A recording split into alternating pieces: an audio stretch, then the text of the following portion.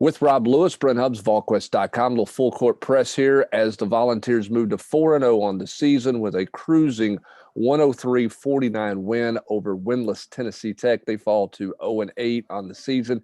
Rob, Tennessee was a heavy favorite. Tennessee was supposed to win this game, supposed to win it handily. If you're Rick Barnes, what do you come out of this game thinking you accomplished other than you got minutes for you guys? Yeah, I don't know. I mean, that was a really bad team. But, I mean, at this stage of the year when Tennessee has missed so much time, had 4 games canceled, I mean, it's just good to get out there and run your stuff against somebody beside yourself. And, no, I mean, you can't get carried away after this one. I mean, that was obviously not a good basketball team that Tennessee played tonight. But, give Tennessee credit for, they executed. They didn't mail it in. I mean, guys are still, taking charges, diving on the floor in the second half. And I thought offensively it was good for them to have a game like this because they have had some struggles on that end of the court, and tonight I thought looked really crisp. 9 of 19 from 3-point range, by far their best effort. Man, Jaden Springer looked just great, 21 points, and in the last 2 games now make sure I get this right, he's 14 of 18 from the floor. That's pretty good. And he had 6 assists tonight. So just again, you have to take it with a grain of slaw, as they say in the GQ, but just because of how bad Tennessee Tech was, but I thought the Vols looked really good. I mean, you're supposed to hammer a team like that if you're a top 5, top 10 team, and Tennessee did.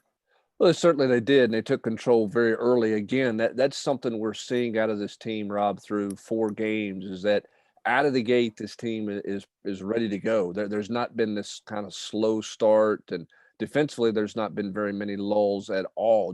Do you think this team, because of their depth, can go 40 minutes closer to the way Coach Barnes wants them to go? Oh yeah, I think very much. And I'm not sure if they're in peak, physical shape right now at this point in the season, and especially with missing those 11 days back earlier in the month. But I do think so. And I'll tell you another thing. Rick has talked about this. Guys are good about pulling themselves out, when they do hit that wall, and that's and he's talking about the freshmen as well, which.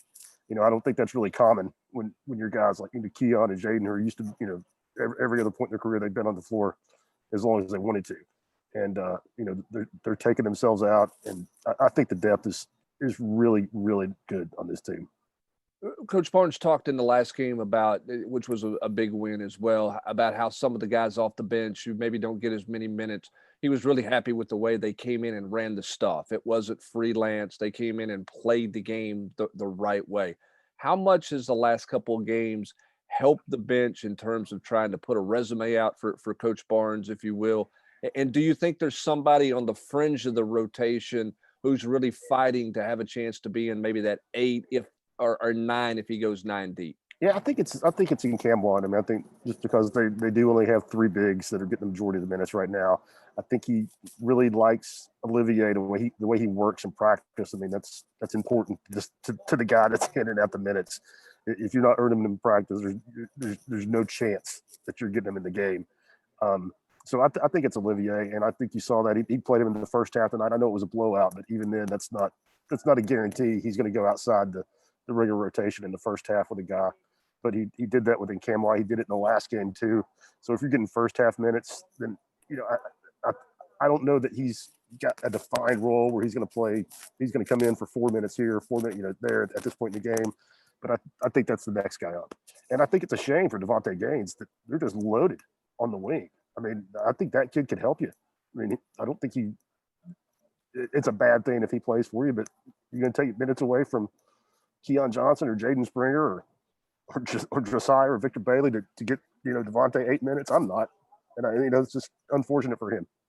We saw a couple of wow plays from Keon Johnson tonight. Springer, as you mentioned, is making plays. How do you think one of those gets into the starting lineup, or do you think that's just the most overblown thing in the world?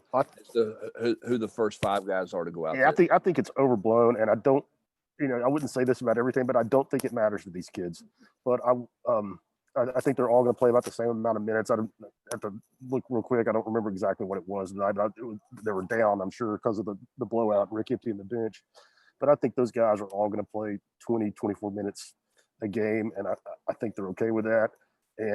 But I do wonder if one of those guys that move into the starting lineup, because I think watching some body language from the head coach on the sideline. I don't think he liked a couple of shots that Victor Bailey put up tonight, and I'd be looking over my shoulder if I was that kid. The way the two youngsters are playing.